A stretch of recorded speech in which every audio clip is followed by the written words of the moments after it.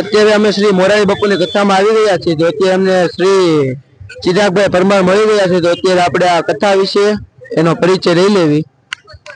જય સિયારામ, હર હર મહાદેવ. ખાસ કરીને પૂજ્ય બાપુની માનસ મેઘાણી કથાનું આયોજન છે. એની અંદર આજે 7મા દિવસની અંદર ખૂબ આનંદ આવી રહ્યો છે અને હજારોની સંખ્યામાં લોકો બાપુની કથાનું રસપાન કરવા આવી રહ્યા છે. ત્યારે હજારોની સંખ્યામાં લોકો ભજન અને ભોજનનો નાદ અહીંયા બગસરાની અંદર છે અને ખૂબ ભોજન કરી રહ્યા છે અને ખૂબ આનંદ આવી રહ્યો છે બગસરાની અંદર.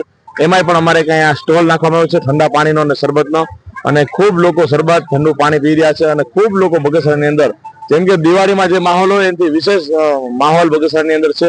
અને હૈયું દડાઈ આખા ગામની અંદર તમે જો મારા બાપ સીતારામ સીતારામ સીતારામનો નાદ ચારે બાજુ ગુંજી રહ્યો છે અને લોકો ખૂબ ખુશખુશાલ છે. અને આ 50 વર્ષ પછી બાપુની પૂજ્ય બાપુની કથા અહીંયા શ્રવણ થઈ રહી છે, ત્યારે રામ નામમાં બધા લીન થઈ ગયા છે લોકો અને ખૂબ આનંદ આવી રહ્યો છે. જય સિયારામ, હર હર મહાદેવ. અને આપના ચેનલના માધ્યમથી ગ્રામજનોને અને જે લોકો આ ચેનલ જોતા હોય, ઇન્સ્ટાગ્રામ જોતા હોય, એમને ફોલો કરી દેજો અને લાઈક કરી દેજો, જેથી કરીને લોકોને વિડીયો ખૂબ શેર કરજો, લોકોને ખબર પડે આજ બગસરાની અંદર પૂજ્ય બાપુની કથા છે. જય સિયારામ, હર હર મહાદેવ.